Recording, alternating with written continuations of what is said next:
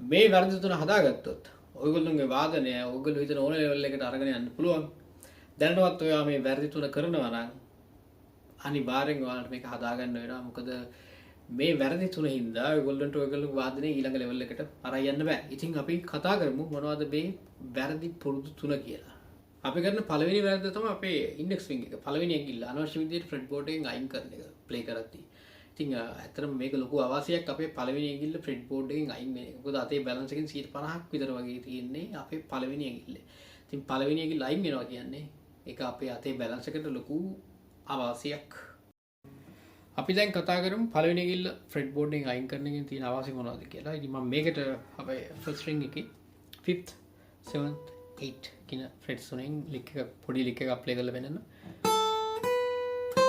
මේ විදිහට. ඉතින් මේකේ දැන් සමහර වෙලාවට සමහර වාදනය කරන ප්ලේ කරද්දී මෙන්න මේ විදිහට මේ පැත්තේ ඇඟිලි අයින් කරනවා. ඉතින් එතකොට අතේ බැලන්ස් එක නැති වෙනවා. අනිත් දේ තමයි ඔයාලට මේක අයින් කරගෙන ගිහිල්ලා ආයෙ තියාගෙන ඉන්න වෙනවා. එතකොට වැඩ දෙකක් අපිට. මේක මේ විදිහට ප්ලේ කරොත් අර ගොඩක් ලේසියෙන් ප්ලේ කරන්න පුළුවන්. අනිත් දේ තමයි මම මෙන්න මේ විදිහට ප්ලේ කරොත් දැන් මෙතන මම ප්ලේ කරේ. දැන් ඔයාලා මෙතන පළවෙනි ඇඟිල්ල අයින් කරන්න පුරුදු වෙලා තිබුණොත් මේක ඔයාලට ගන්න අමාරුයි. කොහොමද ගන්නෙ? එතන පොඩි ගැටලුවක් එනවා. මෙතන පළවෙනි ඇඟිල්ල හැම වෙලෙම ඔයාලට ඉස්සරහට අරන් යන්න අතට ලේසි. ඉතින් ඒ හින්දා හැම වෙලෙම පළවෙනි ඇඟිල්ල ෆ්‍රෙට් බෝඩ් එකේ තියාගන්න. ඉතින් මේකට මම මේක ප්‍රැක්ටිස් කරන්න එක්සර්සයිස් එකක් දෙන්න. අපි මේ විදිහට පළවෙනි උඩම ස්ට්‍රින්ග් එක 6 ස්ට්‍රින්ග් එකේ ඇඟිලි 4 තියලා මෙතන පිකින් යන්නේ down up මම මේ ඇඟිලි තුන අයින් කරනවා 1 2 3 up. ඊට පස්සේ මම කරන්නේ 2 3 4 අයින් කරලා මම පළවෙනි ඇඟිල්ල තියෙනවා. මේක අයින් කරන්නේ නැහැ. මම මේ විදිහට අතම අරගෙන යනවා ඉස්සරහට 1 2 up 3 down 4 up. ඊට පස්සේ ආපහු මේ විදිහට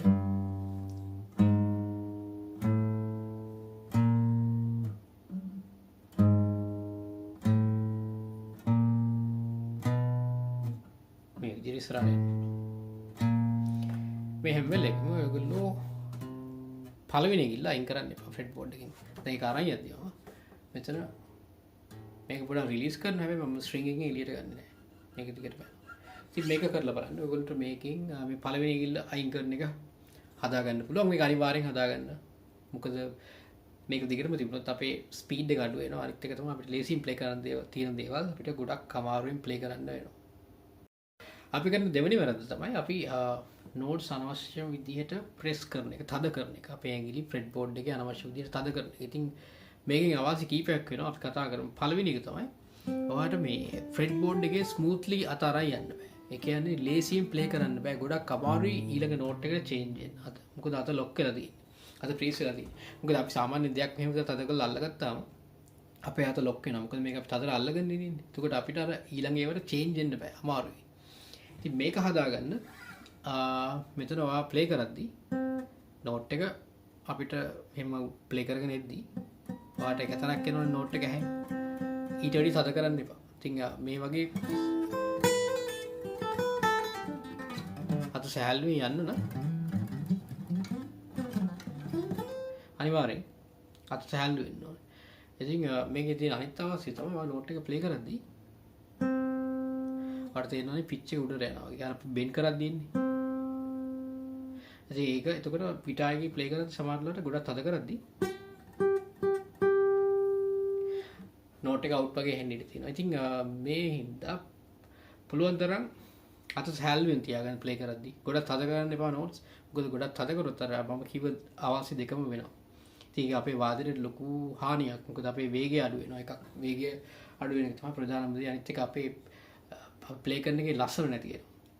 ඉතින් මේ වගේ දේවල් වෙන්නේ ගොඩක් වෙලාවට ඔයගොල්ලෝ ෆ්‍රෙට් බෝඩ් එකේ තද කරද්දී.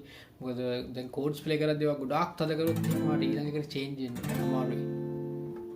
ඒ හින්දා අපිට ඇහෙන ගන්න. ඒ කියන්නේ නෝට් එක ඔයා මෙහෙම ප්ලේ කරගෙන යද්දී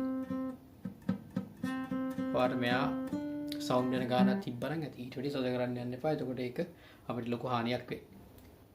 විශේෂ පණිවිඩයක් තියෙනවා කියන්නේ අපේ ක්ලාස් එකේ අලුත් ගෲප්ස් එකක් ඔන්ලයින් Zoom එකෙන් කරන ගෲප්ස් එකක් පටන් ගන්නවා. ඔක්තෝබර් මාසේ 22 සහ 23. ඉතින් 22 සෙනසුරාදා උදේ 10 තියෙන බිගිනර් ක්ලාස් එක පටන් ගන්නවා. ඉතින් 23 ඉරිදා රෑ 8ට පටන් ගන්නවා ලීඩ් ගිටාර් ක්ලාස් එක. ඉතින් මේ දෙකට සම්බන්ධ වෙන්න පුළුවන් ඔන්ලයින් Zoom එකෙන් තියෙන. ඉතින් වැඩි විස්තර දැනගන්න පුළුවන් පහළ තියෙන WhatsApp නම්බර එකට මැසේජ් එකක් දැම්මොත්. අපි කරන තුන්වෙනි වැරද්ද තමයි අපේ මාපට ඇඟිල්ල තම් එක පාවිච්චි කරන විදිහ වැරද්ද. ඉතින් සමහර වෙලාවට මේ ගොඩක් අය තියන්නේ මෙන්න මේ විදිහට තම් එක පැත්තට තියන්නේ. මොකද අපේ අත සාමාන්‍ය මෙහෙම ගද්දි අත තම් එක එන්නේ මේ පැත්තටනේ. ඒතර අපිට මේ ඒක ලේසි අත නැචරල් තියෙන විදිහ. හැබැයි අපි මෙහෙම ප්ලේ කරොත් වෙන්නේ අපේ හතරවෙනි ඇඟිල්ලේ තියෙන සපෝට් එක නැති වෙනවා. එතකොට ඇක්ටිව් වෙන්නේ මේ තුන් දෙනා විතරයි. දැන් ෆ්‍රෙඩ් බෝඩ් එක ගත්තොත් මේ තියෙන්නේ අතේ අත පොඩ්ඩක් බැලන්ස් නැහැ අනිත් එක අතට අමාරුයි.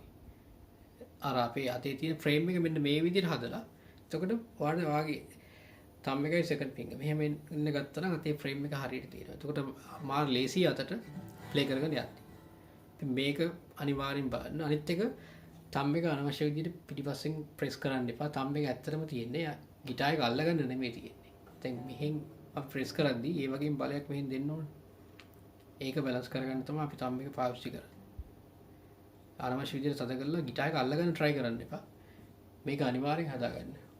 මේක විශේෂ දෙයක්. මොකද තම් එක ඇඟිල්ලක් වුණාට මේ හතර දෙනාගේම කන්ට්‍රෝල් එක තියෙන්නේ මෙයාගේ අතේ. ඉතින් මෙයා හරියට පාවිච්චි කරන අපි දැනගන්න. ඉතින් මේ වීඩියෝ එක ගොඩක් අයට විශේෂයි. මොකද අපි දන්නේ නැතුව කරපු වැරදි තුනක් අපි හදාගත්තා. ඉතින් මේ තුන අනිවාර්යෙන් ඔයගොල්ලෝ හදාගන්න. ඔයාලගේ ප්ලේයිං වෙනම ලෙවල් එකකට අරගෙන පුළුවන්. ඉතින් හැම වෙලේම ඔයගොල්ලෝ ප්‍රැක්ටිස් කරද්දි බලන්න හැමදේම ගොඩක් ස්ලෝ පටන් ගන්න. හැමදේම බලන්න හරියට යනවාද පිකින් හරියට යනවාද ඇඟිලි හරියට වැඩ කරනවාද. ඉතින් මේ දේවල් ගැන හැම වෙලේම බලන්න ප්‍රැක්ටිස් කරද්දි මොකද ප්‍රැක්ටිස් කරන එක වෙන ආර්ට් එකක් ප්ලේ කරන එක වෙන ස්ටේජ් එකේ ප්ලේ කරන එක වෙන ආර්ට් එකක්. ඉතින් හැම වෙලේම අපිට ප්‍රැක්ටිස් කරද්දි තමයි වෙලාව තියෙන්නේ අපේ වැරදි හදාගන්න. ඉතින් වීඩියෝ එක බලවට හැමෝටම thank you. අපි තව වීඩියෝ එකකින් හමු වෙමු. හැමෝටම සුබ දවසක්. ජය වේවා.